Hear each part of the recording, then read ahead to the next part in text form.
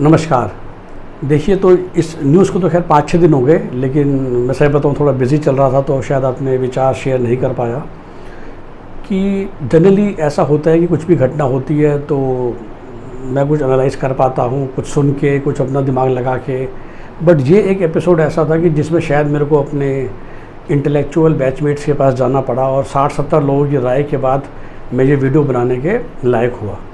तो ये बहुत कम होता है, शायद पिछले साल डेढ़ साल में पहली बार एक ऐसा हुआ होगा कि जो दिमाग नहीं काम कर रहा था कि क्या हो गया। और वो किस्सा हुआ मनोज सिन्हा को उपराज्यपाल बनाने का जम्मू कश्मीर जी का। तो ये क्यों अजीब है बताता हूँ मैं। देखिए, एक कॉमन परसेप्शन है, उसके लिए खैर आपको 70 लोगों के पास जाने की ज़रूरत नहीं थी कि राज्यपाल पोजीशन हिंदुस्तान में एक रिटायरमेंट पोजीशन होती है उस पार्टी के कार्यकर्ता के लिए, उस ब्यूरोक्रेट के लिए जिसने आपकी पार्टी की सेवा की है 30, 40, 50 साल। तो आपको मोस्टली इसलिए उपराज्यपाल या राज्यपाल मिलेंगे 75-80 साल के, रिटायर हो गए। अब उनको जैसे कहते हैं राजभवन में बिठा के, इससे पहले कि उनकी आंखें बंद हो वो रिटायर हो जाए। तो आप इस समय लिस्ट ऑफ गवर्नर पूरे इंडिया में देखेंगे तो या वो भाजपा के पुराने कर्मठ नेता थे या शायद कुछ ब्यूरोक्रेट्स थे जिन्होंने भाजपा का साथ दिया होगा अपने टेन्योर में, और उनको अब एक इज्जत से जिसे कहते हैं रिटायरमेंट देने के लिए ये काम दिया गया। ऑफ कोर्स कभी कभार अगर आपको कुछ क्रिटिकल पोजीशंस होती हैं, जैसे कि जम्मू कश्मीर का ही अब एलजी हो गया या दिल्ली का एलजी हो गया, जो कि ऑल्सो दिल्ली को संभालता भी है और वो खाली रबर स्टैम्प नहीं होता, तो उसमें आप कोशिश करते हो किसी काबिल इंसान को बिठाने की जिसको थोड़ी बहुत नॉलेज भी हो। क्योंकि एक जो तो ये उपराज्यपाल और राज्यपाल का मैं फ़र्क कहूँगा कि उपराज्यपाल सुनने में उप लगता है, बट शायद उनका ज़्यादा एक्टिव रोल होता है बजाय कि राज्यपाल के, क्योंकि राज्यपाल तो बिल्कुल ही रबर स्टैम्प होता है। उपराज्यपाल फिर भी चूँकि वो यूटी में ही उपराज्यपाल होता है, जैसा हम जानते ही हैं, पौंडीचेरी हुआ या दिल्ली हुआ या JNK हो गया, तो वहाँ पर उपराज्यपाल का काफ़ी रोल होता है क्योंकि काफ़ी ज़्यादा एडमिनिस्ट्रेशन उन्हीं के अंडर होती है। और तभी वो मिस्टर मुर्मू थे जो कि एक एक्स रिटायर्ड IAS ऑफिसर और काफ़ी काबिल व्यक्ति थे। उससे पहले मिस्टर मलिक, ये सब मतलब जम्मू कश्मीर में हमेशा उपराज्यपाल या एक एक्सपीरियंस बंदे को बनाया जाता है। वो सब तो ठीक है, लेकिन मनोज सिन्हा एक कार्यकर्ता है राजनीतिक। उत्तर प्रदेश में उनकी राजनीति चलती है। थोड़ा सा आपको बैकग्राउंड बता दूँ, अभी सिर्फ 61 साल के हैं और पहली बार मेंबर ऑफ पार्लियामेंट सिर्फ 37 साल की उम्र में बन गए थे इसी गाज़ीपुर से। 99 में वाजपेयी जी की सरकार में मंत्री बने थे और ऑफ कोर्स 2014 में फिर मंत्री बने। टफ सीट से लड़ते हैं गाज़ीपुर, तो इसलिए 2004-09 हार गए थे और 2019 भी हार गए क्योंकि बहुत टफ सीट है गाज़ीपुर, मुस्लिम की बहुत पॉपुलेशन है।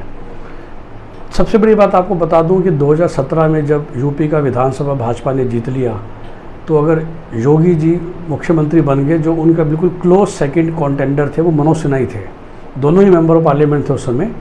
और आप ये समझ लीजिए कि भाजपा में यही चर्चा थी शीर्ष नेताओं में कि योगी जी या मनोज सिन्हा।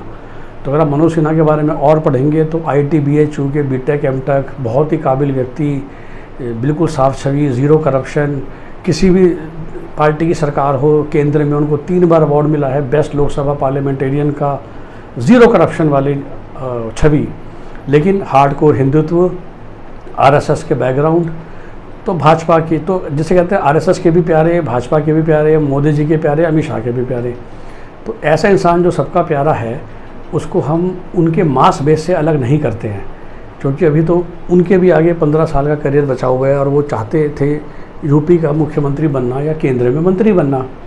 तो वो उपराज्यपाल जैसी एक सेमी रिटायरमेंट पोजीशन क्यों लेंगे, ये मेरी कन्फ्यूजन का कारण था, जिसके लिए मुझे कई लोगों को सलाह लेनी पड़ी कि भाई मनोज सिन्हा के लिए पेनल्टी भी नहीं लगती है। और मैंने कहा ना, देखो मुर्मू हो गए या सत्यपाल मलिक हो गए जो पहले थे, इन सब का वैसे भी कोई मास बेस नहीं होता है। ऐसे में जो अनिल बैजल जी दिल्ली के हैं, तो ये राइट कैंडिडेट है LG बनने के लिए, क्योंकि इनको वैसे भी जनता के पास जाके वोट तो मांगना है नहीं। लेकिन एक बार आप संवैधानिक पोजीशन में बैठ जाते हो तो आप पार्टी का प्रचार नहीं कर सकते, आप रैलियों में नहीं जा सकते, सभा नहीं कर सकते। तो मनोज सिन्हा मतलब बेसिकली अभी तरह से BJP से आउट हो गए जब तक वो LG हैं। वो अपने क्षेत्र में जाकर भी रैलियाँ नहीं कर सकते, सभाएं नहीं कर सकते और एक एक्टिव पॉलिटिकल इमेज नहीं बना सकते, जो कि उनके लिए बड़ी खतरनाक है। क्योंकि उनके पास अभी, जैसा मैंने कहा ना कि उम्मीद तो ये थी कि 2019 का वो जीतते, और बिकॉज ऑफ जेटली जी और सुषमा स्वराज जी के आकस्मिक निधन के बाद कि शायद वो टॉप 8 मिनिस्टर्स में आते। मतलब जो टॉप 8 हम बोलते हैं कि defence, finance, power, railways, commerce, इनमें से एक मिनिस्ट्री उनको मिलने की उम्मीद थी। तो इस तरह का नेता जो कि एक टॉप कोटरी में आता है, उनको रिटायरमेंट पोजीशन क्यों दी गई। तो बहुत कन्फ्यूजन थी, लेकिन खैर जो मुझे पता चला, जो कि थोड़ा सा मुझे लॉजिकल लगा, तो अब आपसे शेयर कर रहा हूँ कि मुझे लगता है कि चूँकि एक काम है जम्मू कश्मीर में, इस समय हालात सामान्य नहीं हैं।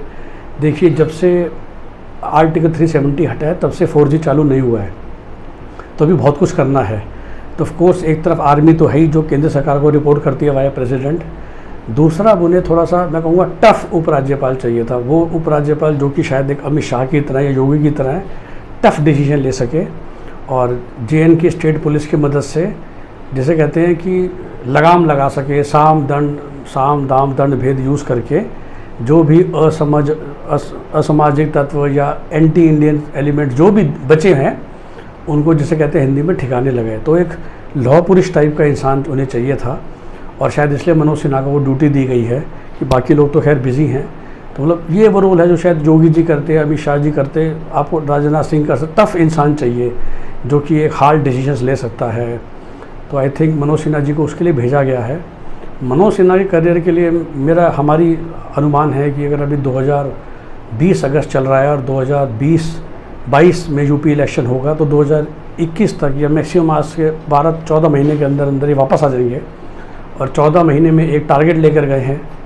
तो देखिए, मीडिया अच्छे शब्दों में बोलता है कि ये लोग ही हैज़ बीन सेंड, क्योंकि राजनीतिक व्यक्ति हैं, कि वो वापस वहाँ पे राजनीतिक प्रोसेस चालू कराएंगे।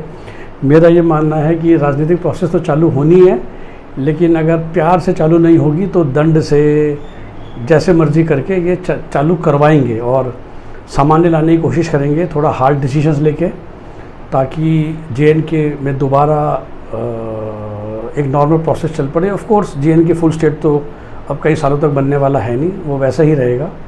तो एक बार 1 साल के अंदर एक टारगेट लेके गए हैं मनोज सिन्हा जी कि इलेक्शन करवा दिए जाएँ। इलेक्शन में ऑफ कोर्स कोशिश रहेगी भाजपा का चीफ मिनिस्टर बने।